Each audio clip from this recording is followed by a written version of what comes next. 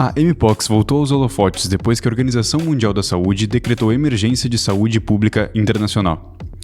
Esse decreto, que é o alarme mais alto que o órgão pode soar, vem depois de um crescente número de casos no mundo. O surto da doença, conhecida popularmente como varíola dos macacos, é mais preocupante que os anteriores, porque envolve uma nova variante do vírus, conhecida como C1, a mais perigosa que já se viu até então.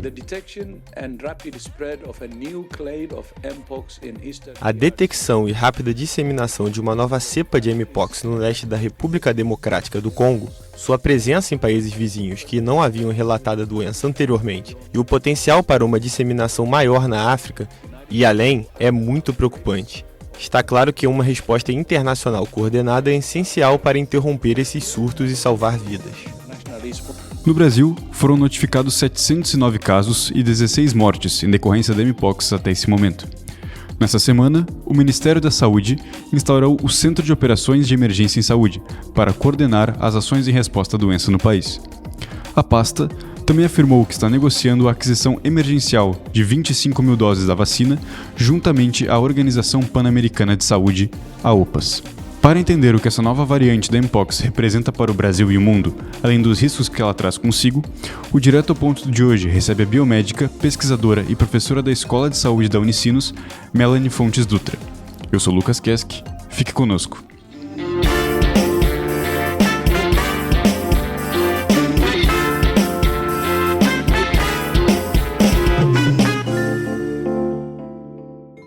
Melanie, para início de conversa, do que se trata e quais são as complicações causadas pela Mpox? Bem-vinda. Oi, pessoal, muito obrigada pelo convite, por poder estar aqui contribuindo com uma pauta tão importante. Então, o Mpox é uma doença infecto-contagiosa, ela é causada por um vírus chamado Monkeypox vírus, e a doença, então, tem essa alcunha de Mpox.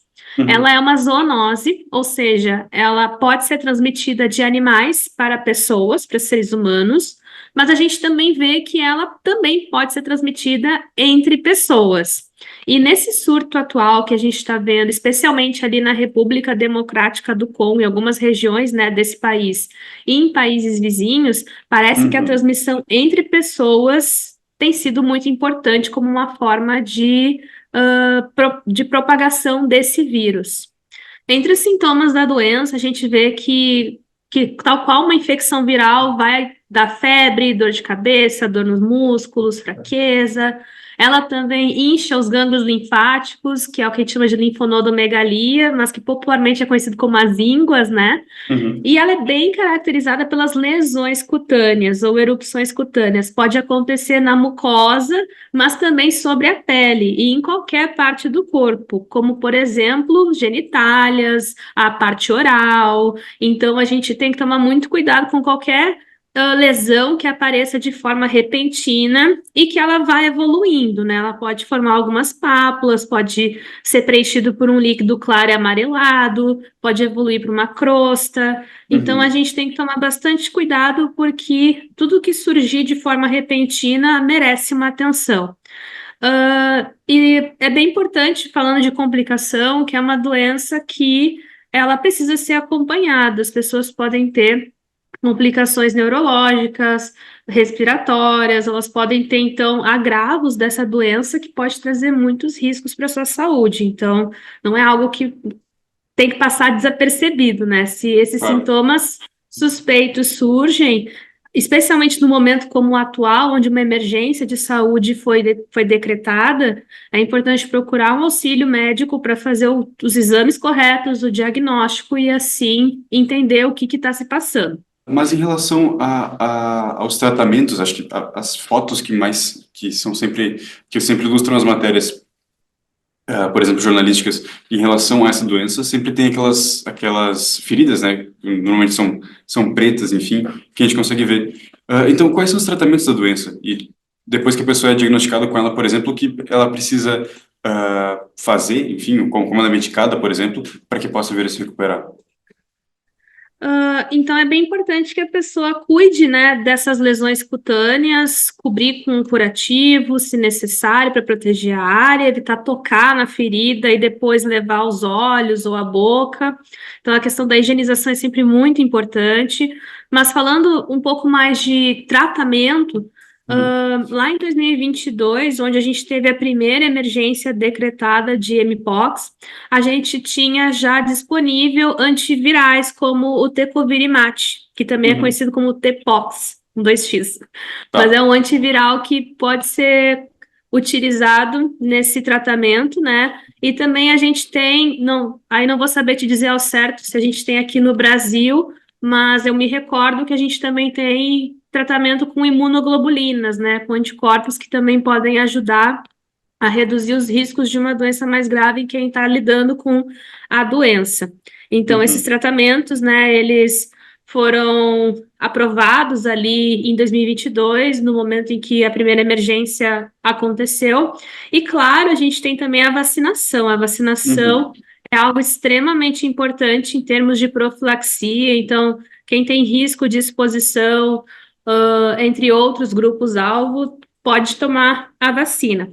A vacina ela foi aprovada de forma emergencial pela Anvisa em 2022 e Uhum. houve também um decreto ali onde se prolongou esse uso ali, acho que em 2023, pois ainda tinha casos ali de Mpox no país. Uhum. Nesse momento, eu acredito que o colegiado deva se reunir para discutir uma nova aprovação, no formato emergencial ou em outro formato, uma Uhum. vez que essa emergência foi detectada e a gente vê que os casos no país vêm crescendo. Então, acho que é Sim. importante, acho que isso deve acontecer em breve, uma vez da relevância que a vacina tem em prevenir os casos graves e até mesmo outras complicações da doença. Sim, e, bom, como tu já citou também, Melanie, é uma questão que a vacinação vem ocorrendo no país desde 2022, né, especialmente, mas sem dúvidas não é algo que a gente tem que, o país, por exemplo, precisaria ir atrás de ver como vacinar, né, já está acontecendo. Mas tu imagina que seja, nesse momento, haja uma necessidade de que essa vacinação seja ampliada, por exemplo, para mais grupos? Isso é uma coisa bem importante e ela precisa ser muito bem estudada pelas autoridades de saúde, porque desde Uhum. 2022 a gente conhece populações com maior risco de exposição ou com uma maior vulnerabilidade, mas no momento em que a gente tem uma emergência também nessa proporção, apesar de a gente ainda não estar detectando casos do clado 1B, que é essa versão do vírus potencialmente mais grave, que está relacionada com esse surto atual, a gente precisa pensar também nos custos-benefícios, né? Vacinar um grupo maior de pessoas oferece uma proteção muito maior. Então, é importante que a gente também leve em consideração isso. Ali na República Democrática do Congo, onde tem Uhum. regiões que estão sendo duramente afetadas por esse surto, a gente vê que já o contingente de óbitos pela doença já chega no patamar de 1.000 óbitos. Sim, nossa. E crianças também têm sido muito afetadas, né? Essa Uhum. transmissão entre humanos tem sido muito relatada lá. Então, eu acho que é importante a gente considerar esses aspectos daqui a pouco, desculpa, na hora de planejar futuras campanhas. Eu sei que na aprovação emergencial de 2022 a vacina era recomendada para pessoas acima dos 18 anos, então também sabemos que precisam de mais estudos para ampliar essas faixas etárias de indicação. Mas daqui a pouco, dentro daquilo que tem estudos e é visto que é seguro, eficaz, a gente pode pensar em mais grupos, uma vez que todos se beneficiam quando uma parcela maior da população vai estar imunizada. Claro. Então, eu sou muito da filosofia de que quando a gente tem uma vacina, ou seja, uma doença que é prevenível por vacina, quanto mais a gente puder vacinar as populações dentro dos limites, né, que os estudos mostram segurança, eficácia, melhor, porque isso Claro. traz um impacto bem positivo para a sociedade e isso pode evitar surtos maiores. Sim, bom, e Melanie, como tu mesmo acabou de falar, não necessariamente os casos que foram registrados no Brasil têm relação com os casos que estão sendo registrados na República Democrática do Congo, né, o país africano, onde foi identificada, né, essa nova cepa que é potencialmente mais letal. Mas então, tem alguma hipótese que pode explicar o aumento de casos aqui no Brasil? Porque, já que são questões diferentes, né, por que, enfim, está acontecendo ao mesmo tempo em outro lugar? Então, tem algumas questões que são importantes da gente trazer, né? A Mpox, que é a doença, mas falando agora um pouco do vírus monkeypox, ele nunca deixou de circular no país, né? Então, a gente pode não ter visto, né, muitos casos sendo relatados, sendo noticiados, mas ele permaneceu circulando, assim como permaneceu circulando em vários outros locais, especialmente em locais onde a doença é endêmica, como em alguns países ali da África.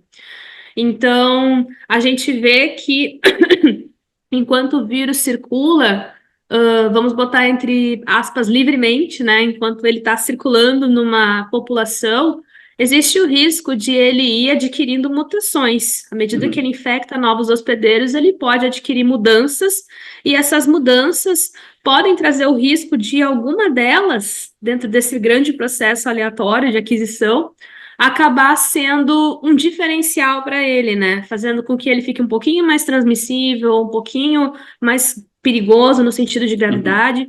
A gente vê isso acontecendo rotineiramente para vírus como o SARS-CoV-2, né? O vírus da Covid, que é um vírus que é de RNA, então esse tipo de material genético acaba propiciando mais mutações de forma mais rápida, né? Mas isso é um processo de evolução que pode estar acontecendo com outros micro-organismos também.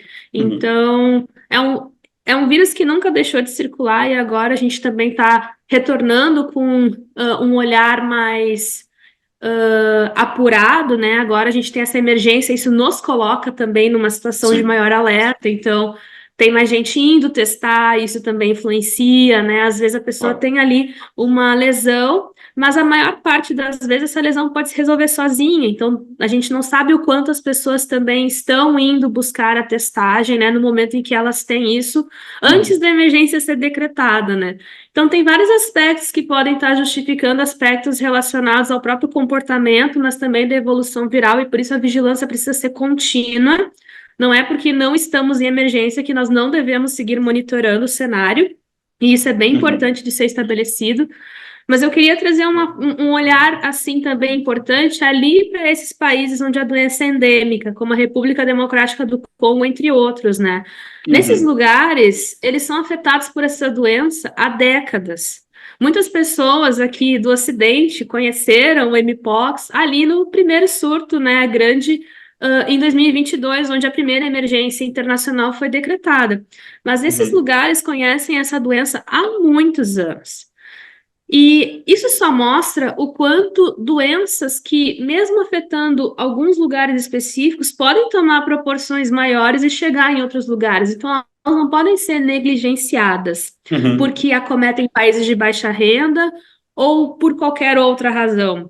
Claro. Porque isso coloca essa população em risco, né, para todas as complicações que essa doença traz e suas sequelas, mas também coloca o mundo em risco, numa vez que o vírus pode seguir modificando e ganhar mais espaço. Foi exatamente o que aconteceu de novo. Agora surgiu esse clado 1B, não agora, né, ele surgiu, mas agora tem tomado grande proporção. E ele parece ter uma gravidade maior e conseguir ter uma transmissibilidade também diferenciada, fazendo com que ele ganhe bastante espaço, né? Propiciando que ele ganhe bastante espaço. Então, essa emergência ela é muito oportuna, ela é muito importante de ter sido declarada para colocar o mundo em alerta, no sentido de que nós não podemos não fazer nada, porque o problema está batendo na porta de todo mundo agora.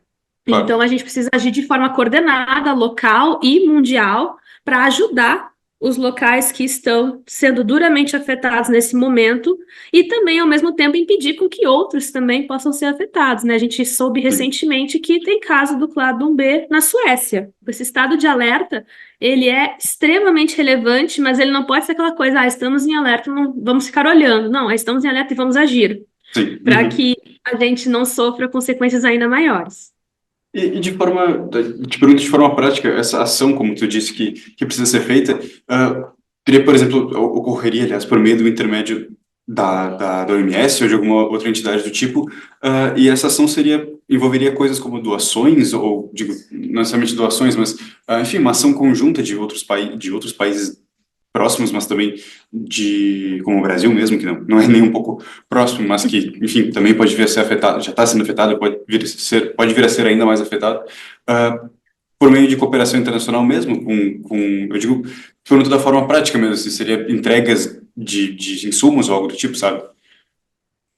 Isso é certamente um mecanismo importante. Doações são muito importantes. A gente tem entidades globais como o Gavi, que são iniciativas que auxiliam a chegada e o acesso de vacinas a países de baixa renda. A gente também tem esse intermédio pela própria OMS, que também está envolvida em trâmites como esse, né? Enfim, de fazer essa detecção, essa declaração da emergência e articular com todas as partes também essa ajuda humanitária, mas eu acho que isso também é uma coisa que tem que partir dos países também, né? Acho que é importante a gente ver doações de países como Estados Unidos, que é um país que tem muitas farmacêuticas, tem um poder de produzir vacinas em massa de uma forma muito significativa, lugares como Europa, Ásia, enfim. O movimento ele tem que ser articulado e ele tem que ser também global, né? É uma iniciativa que precisa partir de uma articulação também global. É claro que os países precisam olhar para dentro, né?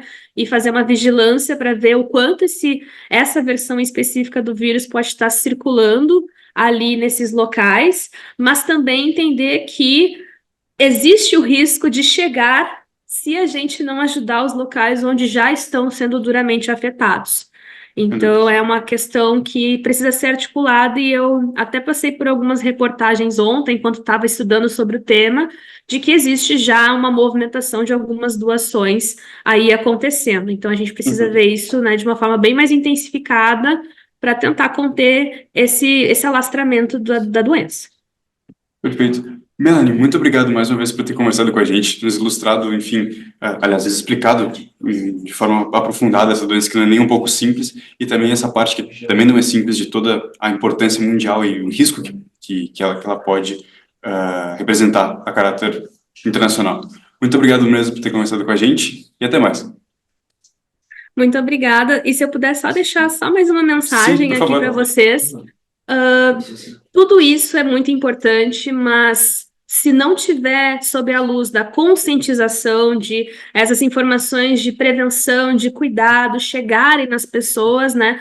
Isso enfraquece muito toda essa articulação, né? Então a gente também precisa fazer com que toda essa conscientização chegue, e por isso eu parabenizo muito pela iniciativa de vocês, de estar trazendo isso num podcast tão importante, e espero que a gente possa ver bastante trabalho de conscientização para que as pessoas fiquem alerta para essas doenças, entre outras também. Então, muito obrigada pelo espaço.